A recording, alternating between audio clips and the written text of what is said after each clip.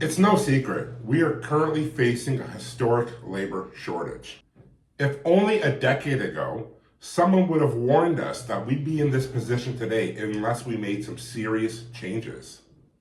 Oh, wait, somebody did warn us. We just didn't listen. Let's talk about that.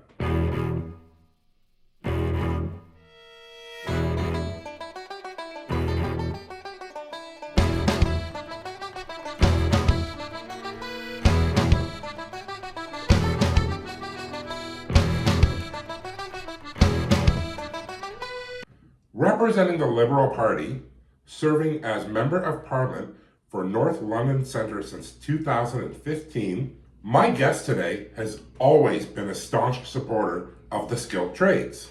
He's also been a member of several past and current committees on Parliament.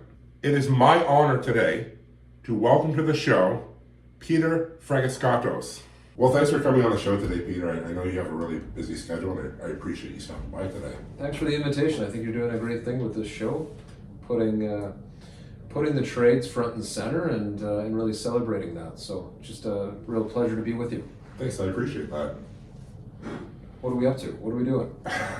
Before we dig into what I've made today, Celebrating our Greek heritage. That's right. I'm going to ask a couple questions, just to get rolling here, and get to know a little bit more about yourself. Absolutely. What I'd like to do with the first question is talk about your early beginnings. Mm-hmm. Your family came to Canada to create a better future. You've shared in the past that you recall some photos of your father while he was in his youth, without shoes, living in poverty. Mm-hmm. You learned the value of hard work and perseverance growing up in your family's restaurant. Not much has changed after all these years, with immigrants coming to Canada to chase that dream, has it? No, I think there is such a thing as a Canadian dream, and I think that we have to do whatever we can to ensure that Canada remains a welcoming place to those that want something better, whether they're fleeing war or other types of violence, whether they are simply looking for economic opportunities, whatever it might be. Canada has to be that kind of that refuge, that place, that bastion. It's a really important and wonderful thing. We've helped to build this country through immigration, and our parents came as a result of immigration from Greece.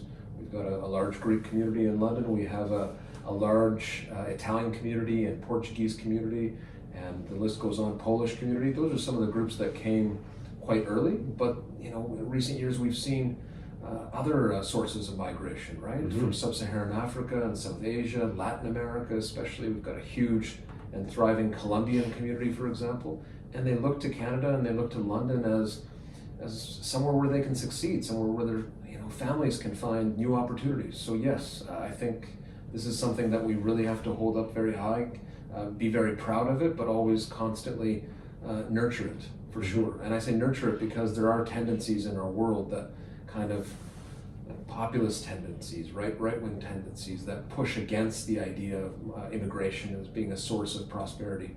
The evidence is clear, it is a source of prosperity, and it's a great thing when you have a multicultural society, right? In a very general and abstract way, it adds great value to our communities. Can you share your journey through politics and who or what acted as your inspiration to dedicate your life to serving the public? Yeah, in that sense, there's two ways to look at it. So for me, Nick, I look at it first on a personal level.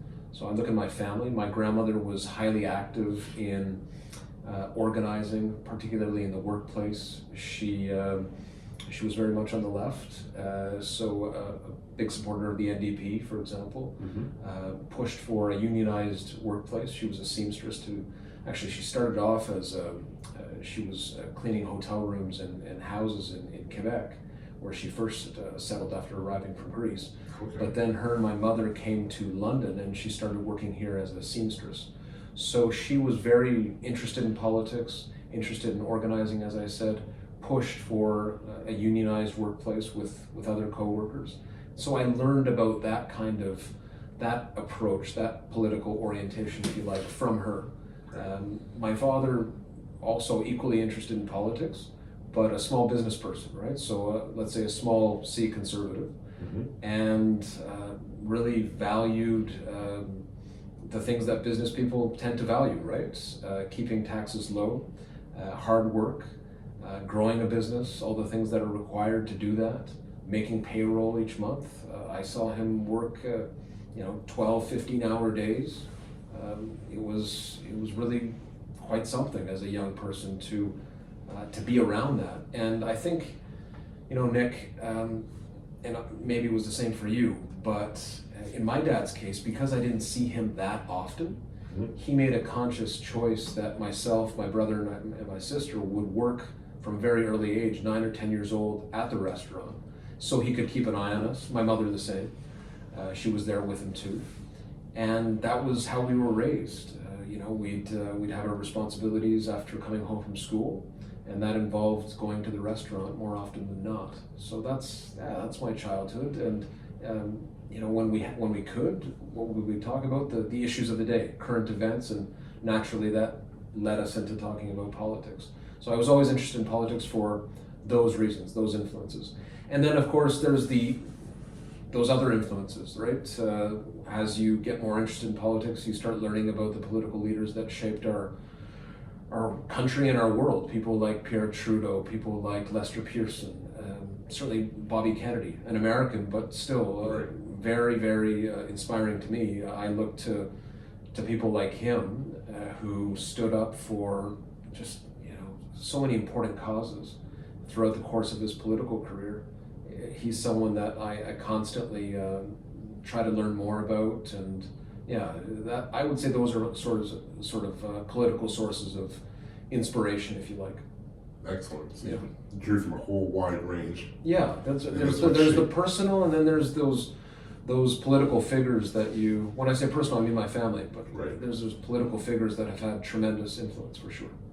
You kind of touched on this already, but you were born into a close-knit and vibrant Greek family, and have spoke in the past how your paternal grandmother would visit from Greece every 6 months to see the family. You credit your ability to speak fluent Greek to her, as it was the only way for the both of you to converse. Passing language through generations is important, otherwise it would become a dead language. Wouldn't you agree? Absolutely. On that vein, can we apply this logic to skilled trades and our current labor shortage? Yeah, that's such an interesting kind of way to look at it.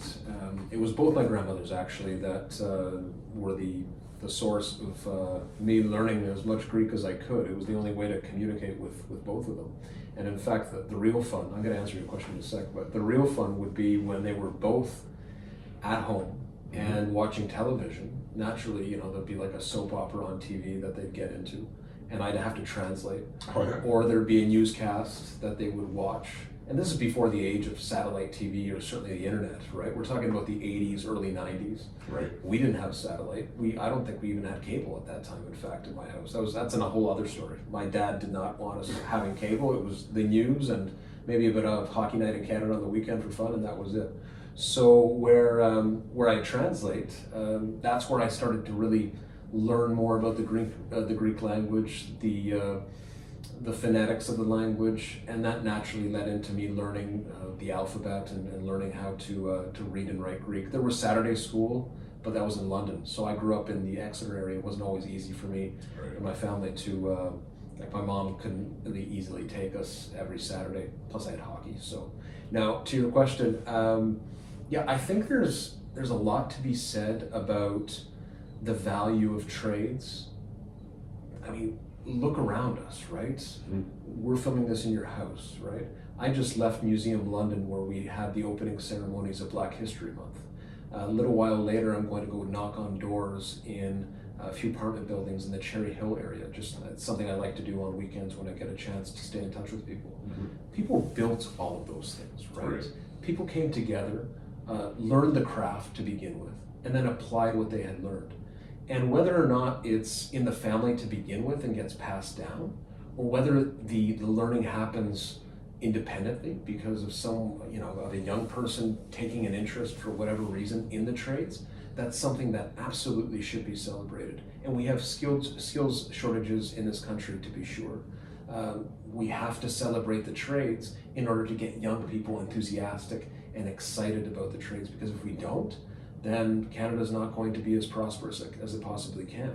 That's true of Canada, it's true of other democracies. It's something that every democracy struggles with. You know, how do you build a prosperous and successful economy, not just for the short and medium term, but for the long term? And I think an emphasis on trades is absolutely essential to that. I mean, think about all the things that people value, right? Both in terms of their professional lives and their, you know, what they do with their families. They have to, this is kind of changing with the turn towards a hybrid approach to work, but even still, people still have to go to work, even if they're working in a hybrid format. So someone has to build that, right? Someone has to put the structure up. Someone has to do the plumbing. Someone has to do the electrical, right? And they have to be taught those things. If on the weekend that worker wants to, you know, spend time with their family, I was just talking with a friend of mine. He's busy at the ice rink this weekend. He's got both his kids in hockey. Someone put up that arena, right? Someone built it, did the electrical, did the plumbing, put in the stands, you know, all these things, right? Yeah. Laid down the ice. These are skills that are acquired and applied. And look, I can't thank the people that do it enough, because I don't have that particular skill set. But certainly without people executing those skills, there's no successful society. There's no shared wealth, shared prosperity to speak of. Touched some really great points in there too. Sure. And that is one thing that we don't do nearly enough in this country, is to celebrate trades and tradespeople themselves and the accomplishments. Look, not everyone is going to be a doctor, right? Or an architect, or, you know, a professor, or you name it, or a lawyer. Those are great things to do if one is inclined to do those things. But there's other ways to be successful, right? And there's a great deal of honor in wearing a blue collar. You know, there's honor in being a plumber. There's honor in being a mechanic. There's honor in going into the building trades. You know, a few months ago I spoke to the London Home Builders Association, and I told them that, you know, the most prized values that people have, not values, the most prized memories that people have as they go through their lives, right? The memories that they really, really hold up are usually to do with the home, right? Waking up on Christmas morning, in our shared culture, right, the Greek culture, Easter, right? Really, really important for Canadians of Greek heritage. You know, playing in the backyard, Thanksgiving, all of that happens in the home. Well, someone had to build the home, right? So someone who does that, they should be very, very proud of the work that they do. And that's why governments have to continue to invest in trades programs, apprenticeship programs, all of these things. One of the reasons that our government took away interest from apprenticeship loans, for example, for schooling, is because precisely this, that there is enormous success in terms of the work that's to be gained. These are well-paying jobs, but also they're jobs that carry a lot of value and honor for the people that do it. You know, they're proud, and they should be proud. So, okay, what I did here today is I prepared a couple meals, or a couple snacks you'll be familiar with, but I don't want to butcher the pronunciation. Your pronunciation's probably great. It is awful. So I will leave it with you to take away today. Sure. So we have baklava here, right? Right. And you told me you put together a great baklava, so I look forward to trying it. Right on. And we've got kurabiedes. So these are, I'm looking right at the camera here. These are a little tricky, right? Because They're very tricky. Yeah. So you got the powdered sugar. It's not that easy to eat without making a mess. But even still, these are, I'd say, staples of Greek cuisine. Certainly the desserts. It wasn't a Christmas that went by when I was growing up, right? Where these were, my brother and sister and I, we just, you know, there was a room where my grandmother, she'd make all the desserts along with my mother, and like we'd be lucky if Christmas came and they were still around, you know, that kind of thing. Right. So I came into the room, I wasn't expecting this, so you made my day here. Yeah. I'm kind of nervous though, because you've had these so many times that there's a pretty high bar here right now. So I'm sure you've done an excellent job. So are we going to try these out one at a time here? All right. Yeah. Might as well do the kurabia first. let's try that.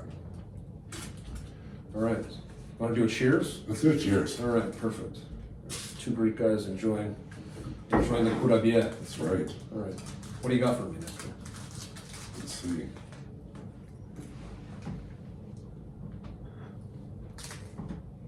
You did a good job. The some people like it really a softer cookie. Other people see, yeah, you got. All over. That's right. That's fine. That's the fun. But it's not too soft or it doesn't crumble. You know. So, are you looking for a score out of 10, Nick? Is that what's going on here? You know what? If you would like to apply a score to 10, that'd be fantastic. I'd say a solid 8.5. Really? Yes. 8.5. Approaching 9, but yeah, maybe it's a little tough, but could go either way. That's why I didn't, because some people will say it's a little tough, so they might not give it the 9. But Nick, 8.5. I'm a hard judge. So Wow, I appreciate that. let's dive into the baklava here, especially with Greek cuisine. That's right. This is my very first time ever making baklava, so let's see how this turned out. Here, you're already up on me because I have no idea how to make this stuff. I know how to eat it, but I don't know how to make it. I definitely know how to eat. But, All right, here we go. let's try it.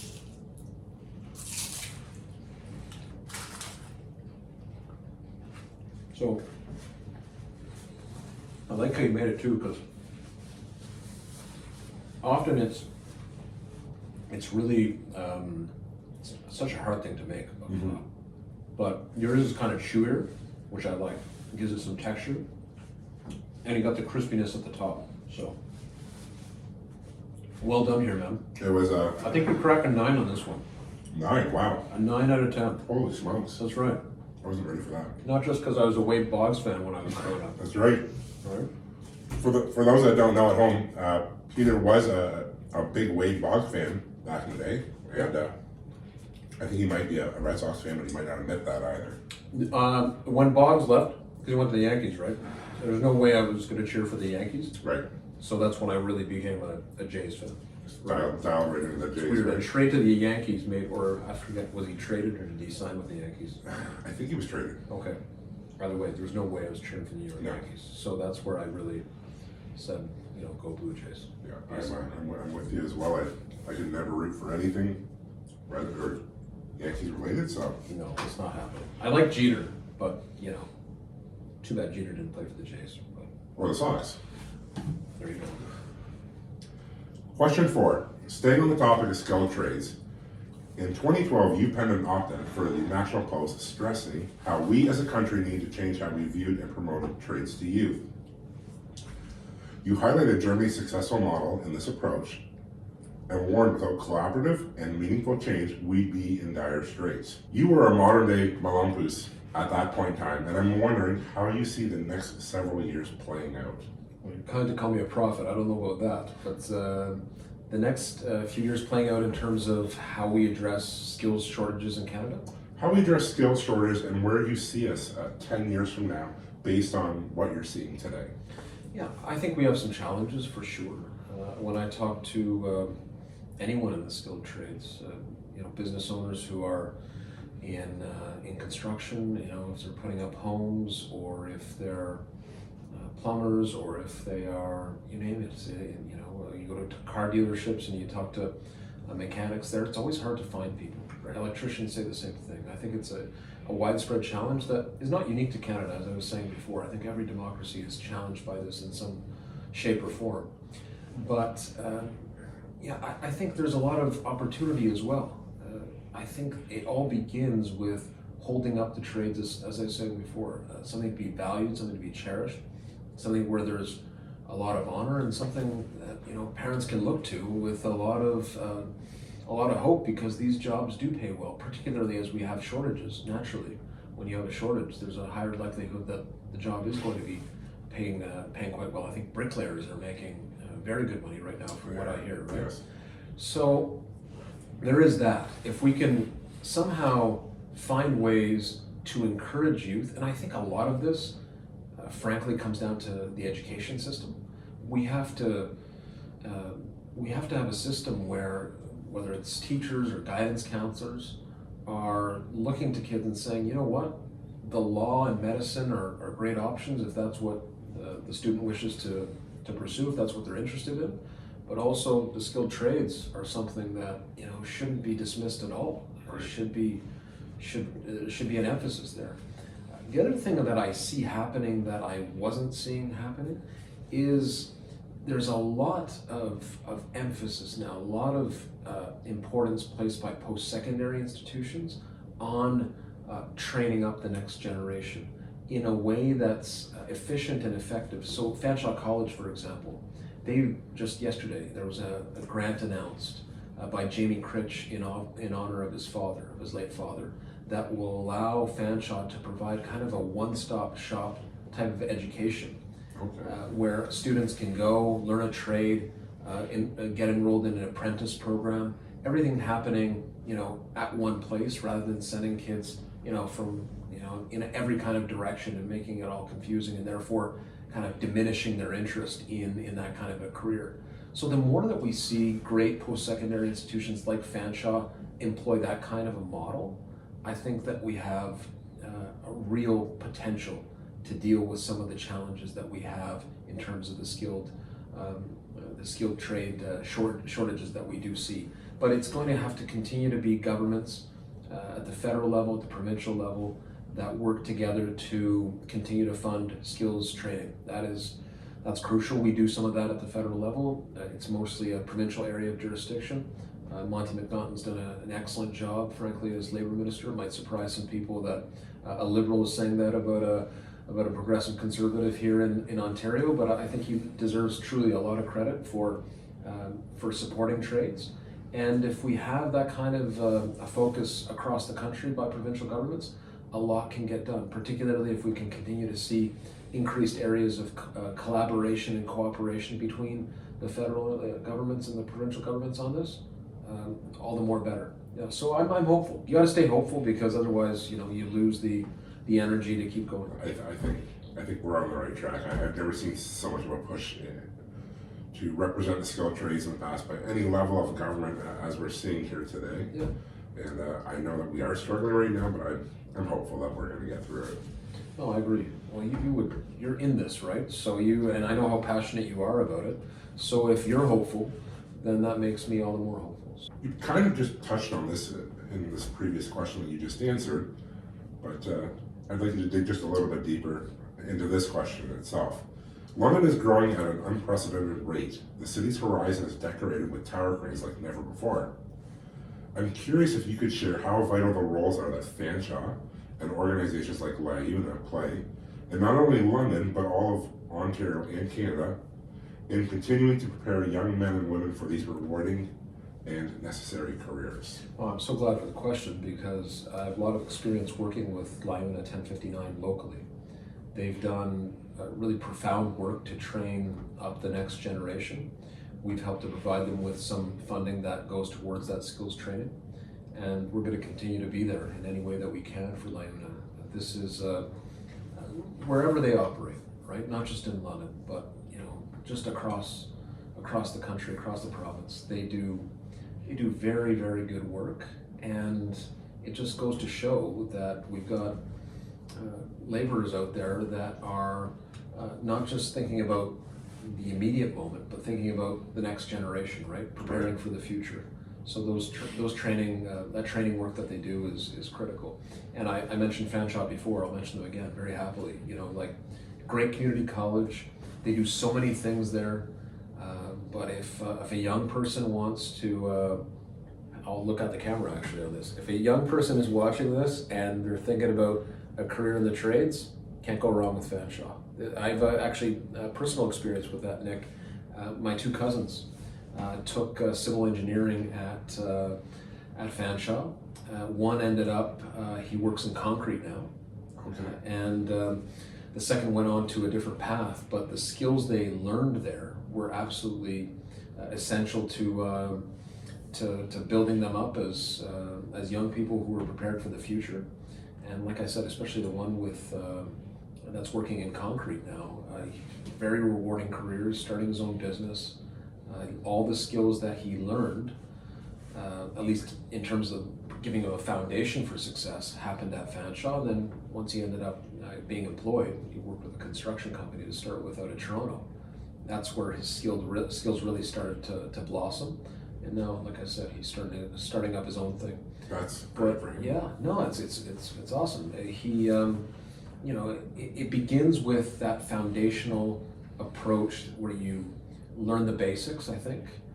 You tell me. I mean, I did not enroll in the trades. Probably sometimes I wish I would have because I think it's so interesting. But Fanshawe gave him the basic skills, and then once you get employed, right? Like that's where you really, I think, like with anything, right? Like that's where you really are able to learn more and start to develop your talents that much more. Would you like that? Absolutely. I went to Fanshawe myself as part of my apprenticeship as well, and a lot of the principles that I was taught at Fanshawe, I was able to apply in real world settings throughout my apprenticeship, and I'm thankful that we have an institution like Fanshawe here in London to help train us in the skilled trades. They do a remarkable job. London is a hotbed of cultural diversity. I constantly see you celebrating these identities while attending fairs, markets, community centers, gatherings, etc. I think it's safe to say that our diversity is one of London's strengths. Can you identify how London would be impacted if we lost that cultural diversity? Well, I think you measure the value of a community by imagining, what it is and taking out what makes it great, right? So think about the summertime, especially Sunfest. Like the largest multicultural music festival in all of North America. You literally have hundreds of thousands of people who attend each year. Right. It's only grown since I think it started in 1990, if I remember right. Every year it gets bigger. And what makes it great, not just the outstanding music, but the fact that you have so much diversity that's there, that's celebrated. You don't have to understand the words in the songs, right? It's just how it makes you feel. And that's, granted, okay, that's one kind of experience that we have a year.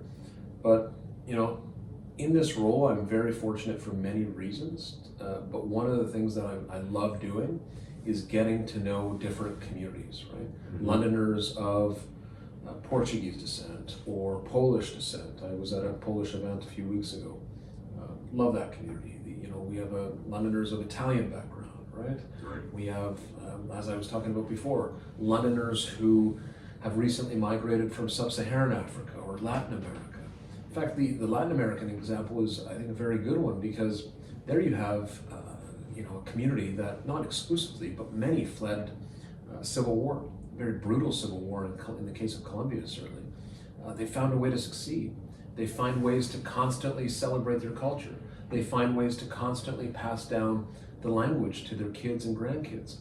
And I think that, you asked me what is so valuable about that. Could you imagine if all of us just spoke one language, dressed the same, looked the same, practiced the same religion? No, I think that there's it just makes life much more interesting, Nick, when there's people around us that are different, right? Because it forces us to learn, at least if we want. We want to take that step.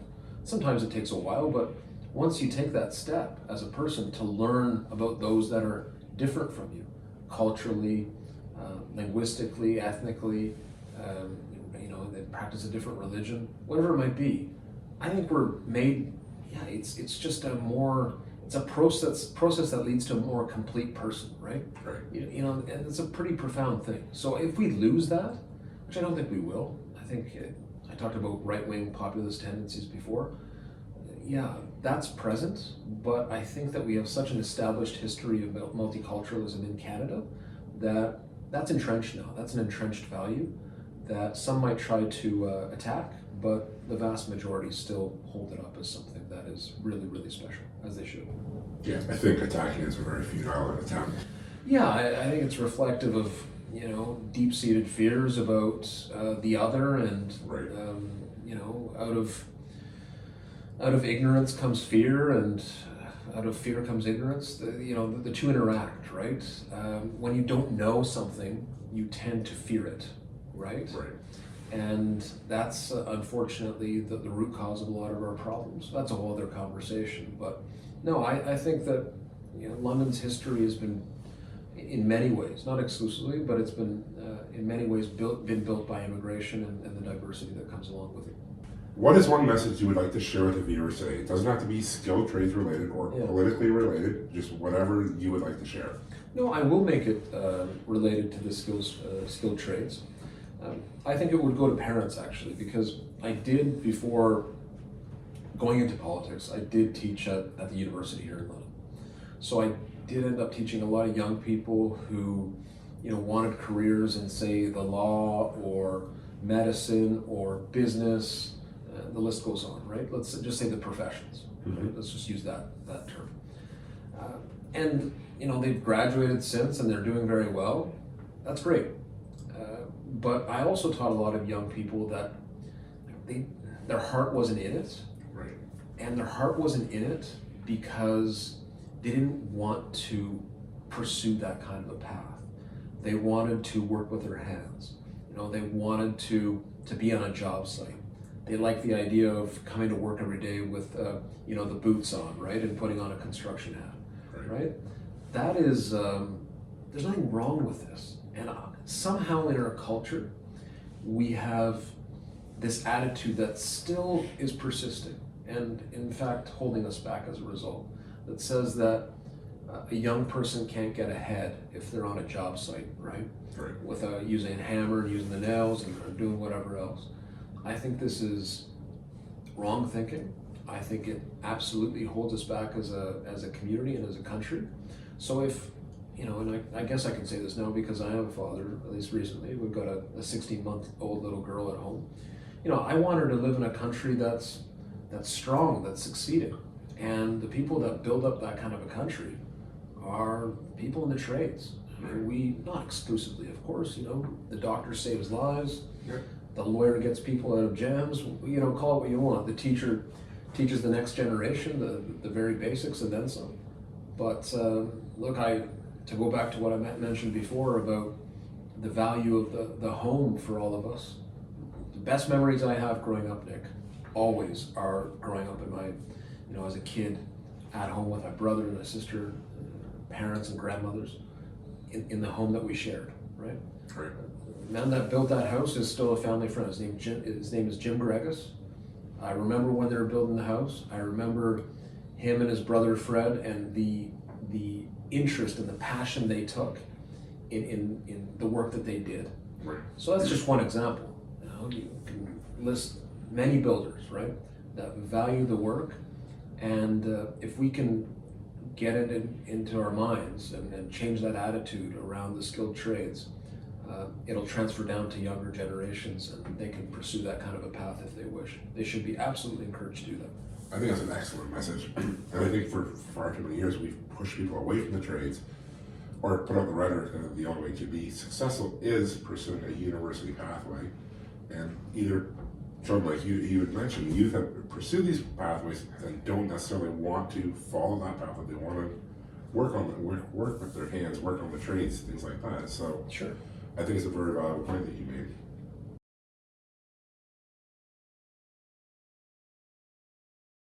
We're back with some bonus questions here for Peter. These are 4 lightning questions, so you can just attack these as quickly as you like. All right. Lightning Bolt, Mortal Kombat, Beekeeper. You blame these costumes on your wife's love of Halloween, but I don't buy that for a second. What are you going as this year? Good question. Actually, we already know. My cousin bought us deer outfits for Halloween, so we're going to be a family of deer come October 2023. That's amazing. That's right. Actually, it was supposed to happen this year. Some kind of confusion got in the way. I'm not sure. I can't remember now. But we became beekeepers last year, and it's deer coming up in October. So. I saw the beekeeper outfit on Twitter. And it was a lot of fun. Yeah, that's my. So before, I'll tell you, it's not a secret, but those that know me will know it's not a secret. But before I got married to Katie, I was not the type to dress up for Halloween. Like as a kid, sure, a lot of fun. Right. But since being married. So this is my wife's like big time of year, right? She loves Halloween. Probably it's her holiday, if you want to call it that. Probably more than Christmas. She loves dressing up. So from the time we were dating into now, certainly, she's she's made me a big Halloween person, so I do it for her and for Ava. But it's fun. I find that she finally got me to admit it that it's a good time. So here it is. Yeah, it is fun dressing up. I've done it quite a few times in my videos. Yeah, what are you gonna go as? For Halloween? Yeah, I'm not sure yet. that's okay. Maybe It's February, so you've got some time. Maybe I'll dress up as an adult for a change. Wade But- Boggs, maybe. Hey, there's an idea. Yeah. But I've been an elf on this show in the past. I dressed up as Jason during Halloween, Mm-hmm. as Mike Myers. I'm dressing up as Cupid in a few weeks, so Nice. Okay. yeah. it's Excellent. Just, I love Halloween. Yeah. I love any opportunity to dress It's a up. good time. Question 2. Should we plan the parade? Let's hear your least prediction for this year, considering this is now All-Star Weekend now, I right? cannot even talk about. I don't want to jinx anything. They have a good team. I still worry about the. So if folks don't know, I'm a diehard Leafs fan. Who do you cheer for? Leafs. Okay, awesome. Yeah. We at least we share that opinion That's- on hockey, that's right? right. Maybe not baseball, but you can't say enough about the offense. Austin Matthews is a tremendous talent. It's probably going to be the best Leaf of all time. I'm still partial to Sundin, but that's another show maybe we'll do. Right. Yeah, Marner's playing great. Nylander's been extremely good. I still worry about the defense, as I said. Morgan Riley carries a lot on that defense, and they really need that unit to come together. They got to play better, I think, on D. They lost to the Bruins the other night. Pretty sizable score, right? 5-2. Right. But the key will be goaltending. I don't know what's going to happen in the playoffs. And I know, like I tell this to my friends, I'm a part of a Leafs chat, right? All my friends from university days and high school days, the ones that are Leafs fans anyway, we're part of a WhatsApp chat where we talk Leafs, right? Okay. That's the name of the chat. So we delve in, and they're all excited about how the record and how things have gone generally this year. There's a couple of us on there that are reminding them, look, we got to get past the first round to even That's for sure. to begin to be happy, right? Because I cannot take another first round loss. This cannot happen. Cannot happen. So yeah, I remember still the glory days of, I'm harkening back to the early 2000s when they made it to the semis against Carolina and probably should have won. And I grew up watching Gilmore and Clark, right, in the early 90s. Right. Don't ask me about Kerry Fraser. So yeah, I know, right? You know what I'm talking about. Exactly. Right? I was just thinking about that King series as soon as you mentioned Gilmore. Someone reminded me recently. Yeah. What's your next question? We're digging into some wounds here. Yeah. All right. How do you disconnect? Books, movies, music. You're awfully busy at all times, so you must have some time that you set aside for downtime. I like to read books for sure. Biographies are something that I really, really enjoy. Look, you asked me how I kind of unwind. I still love to read political biographies. A friend of mine just bought me a great biography on Bobby Kennedy that I'm going to be reading very soon, I hope. I hope to start that up. He also bought me one on Lester Pearson, so I'm going to try that. But yeah, that's a pastime. Movies for sure is another pastime. I love movies. Netflix is good that way, obviously. So when I get a chance, I watch a movie that I haven't seen in a while, or I watch a movie that I have seen many times before and need to see again. So I have a tradition. Once a year, I have to watch The Godfather in succession. So I have to watch 1 and 2. There's no pause. You just do it. So usually after a long period of work. Those who are members of Parliament will tell you the period that ends mid to late June, that's always a tough stretch because a lot of work gets crammed in the last few weeks of June. But once you're done, in other words, once Parliament that session ends and we go back to our communities for the summer and the fall months, there is maybe I'll spend an evening on a weekend or something at that point watching Godfather 1 or 2. I have to, at least once a year, I've got to see those movies. 3 we don't talk about. I was telling this to Mike Stubbs recently on 980 here in London on the radio. I cannot. No, Godfather 3 on its own is not a bad movie, but 1 and 2 are that's quality. That's cinema. That is acting. I just love that stuff. Any favorite movies for you? Let me play journalist here. Yeah, I don't. Off the top of my head, I don't really know something that jumps to the top of my mind. Well, what are some things that you do to kick back if it's not movies or things like that? I dress up and pretend to be a chef and make cooking. Yeah, classes. that's right. You Yeah. do these great desserts. No, I do. I enjoy traveling. It's my hobby. I saw saw a tweet that you put out today about you making pizza in the pizza oven Yeah. with the snow on the ground. So I did, yeah. you find so cooking you'd probably say is your thing, eh? Cooking, traveling, fishing. But I don't nearly have time to get out enough anymore for this. I have season tickets to the nights. I love going to see them. Nice. Okay. Yeah. So, but it's been a very hectic year for me. So I haven't had that downtime that I'm looking for. I saw Marner play as a knight years ago, so I haven't been able to see him in person as a Leaf, but I remember when he played, and it was going to be Marner against in the Knights against the Erie Otters and McDavid, but McDavid he never fought in junior. He still doesn't. That's good that he doesn't fight, but he found some way to hurt his hand. He broke his hand in junior fighting, Right. so he didn't play against the Knights that night. So I did not see. You're I did robbed. not see Connor McDavid live like I was so excited to do. So That's anyway, that's awful. we're both Knights fans. So That's right. Last question. I'm looking for a hot take here. yeah. What is the most overrated movie of all time? Okay, that's a good question. Overrated movie. Now you really got me. Nick, I'm having a tough time with this one. What is the most overrated movie? Give me a second, okay? That's a very good question. I thought the movie Crash that won an Academy Award for Best Picture. Right. I don't think it's that good, So if I was to pick one, I would say Crash was probably, it's the storyline is interesting, but yeah, it did not deserve Best Picture. Let's put it that way.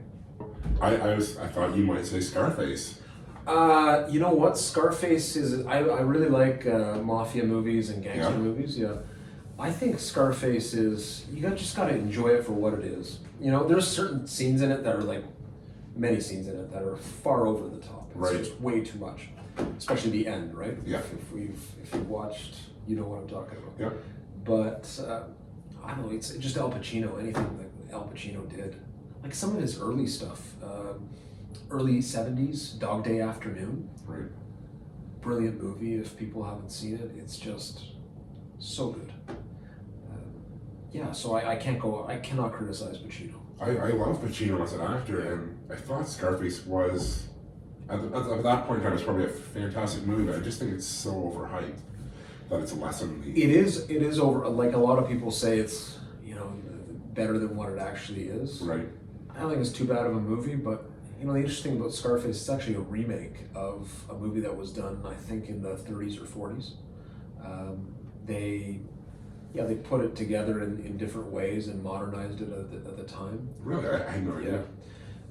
But yeah, it's what it is. You just got to take it for a gangster movie that Al Pacino did in the late 70s. It's very different from Godfather. Right. So Yeah, nothing can touch The Godfather. yeah.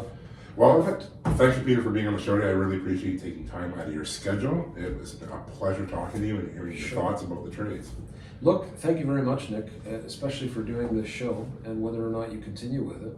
I got to be following what you do, because I really think that you've done a lot to help promote interest in the trades locally, and I know how passionate you are about it. So if you end up continuing, as I said, people would be really smart to keep tuned in.